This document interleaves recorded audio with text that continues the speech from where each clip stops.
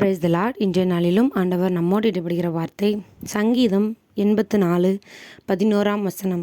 உத்தமமாய் நடக்கிறவர்களுக்கு நன்மையை வழங்காதிரார். ஆமேன். அன்பான தேவனுடைய பிள்ளைகளே, ஒருவேளை நீங்கள் உங்களுக்கான நன்மையை எதிர்பார்த்து காத்து கொண்டு இருக்கீங்கன்னா, அந்த நன்மை ஏன் எனக்கு இன்னும் கிடைக்கலன்னு சொன்னீங்கன்னா, இன்றைக்கி ஆண்டவர் உங்களுக்கு கற்றுக் கொடுக்குற காரியம், உங்களுடைய வழிகளை சீர்தூக்கி பாருங்கள், உங்களுடைய நடைகளை சிந்தித்து பாருங்கள். உங்களுடைய நடக்கைகளில் நீங்கள் உத்தமமாக இருக்கிறீங்களா? அது சின்ன விஷயமா இருக்கலாம், இல்லை பெரிய விஷயமா இருக்கலாம். ஆண்டவர் எதிர்பார்க்கிற பரிசுத்தம், அவரை போல நாமும் பரிசுத்தம் உள்ளவர்களாக இருக்க வேண்டும் என்று சொல்லி அவர் எதிர்பார்க்கிறார். அத்தகைய பரிசுத்தம் நம்மக்கிட்ட இருக்கா? அப்படிப்பட்ட உத்தமமானவர்களாய் நம்ம இருக்கிறோமான்னு சொல்லி நம்மை நாமே ஆராய்ந்து பார்க்க என்று அழைக்கப்பட்டிருக்கிறோம்.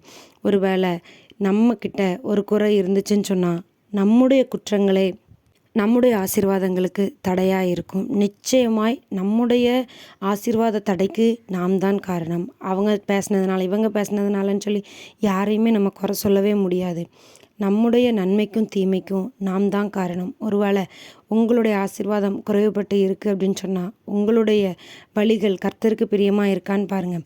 எல்லாரும் செய்கிற மாதிரி நான் என்ன அவ்வளோ மோசமாக வாழ்ந்துட்டுருக்கேன் அப்படிலாம் கேட்கவே கூடாது. நான் ஆண்டவரை போல் வாழ்கிறேன்னா, ஒருவேளை நம்மளுடைய வழிகள் ஆண்டவருக்கு பிரியமில்லாததாக இருந்ததுன்னா, நம்முடைய நன்மைகள் தடைபடும். நம்முடைய நன்மைகளுக்கு நாம் பெற்றுக்கொள்வதற்கான காலம் தாமதமாகும். நம்மளால் அந்த கால தாமதத்தை ஏற்றுக்கொள்ள முடியறதில்ல. நம்ம வருத்தப்படுறோம், ரொம்ப கலங்கி போய் நிற்கிறோம். அதனால் இன்றைக்கி ஆண்டவர் சொல்லுகிறார், உங்களுடைய வழிகளை சீர்தூக்கி பாருங்கள். உத்தமமாய் நீங்கள் நடந்தீங்கன்னா நிச்சயமாய் உங்களுக்கான நன்மை உங்களை தேடி வரும். எந்த விஷயத்தில் நான் உத்தமமாக இல்லை, நான் எந்த விஷயத்தில் உண்மையாக இல்லை. ஒரு 10 ரூபானாலும் பொய் சொன்னீங்கன்னா பொய் தான். 1,00,000 ரூபா திருடினா தான் திருட்டு கிடையாது. 2 ரூபா நம்ம இன்னொருத்தர் காசை எடுத்துக்கிட்டோன்னா கூட அதுவும் களவு தான், அதுவும் திருட்டு தான். சின்ன சின்ன விஷயத்த கூட ஆண்டவர் கண்ணோக்கி பார்க்கிறார். ஒருவேளை நம்ம இது பாவம்னு தெரியாமல் செஞ்சுட்டு இருக்கோம் அப்படின்னா, அவருடைய சமூகத்தில் போய் முழங்கால் படிட்டு கேளுங்க.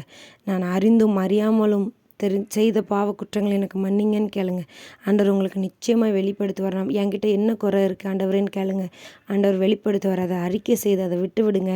நிச்சயமாய் உத்தமமாய் நடக்கிற உங்களுக்கு கர்த்தர் நன்மையை வழங்காதிரார். God bless you.